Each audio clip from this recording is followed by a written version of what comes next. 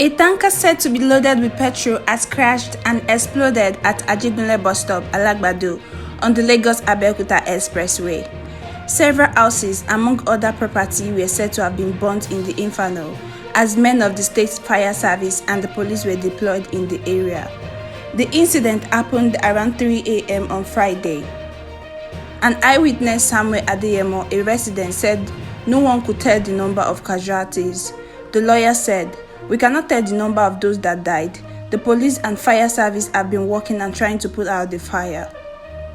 A man with a shop in the area said some residents who attempted to scoop fuel were killed. He said, "I have a shop here.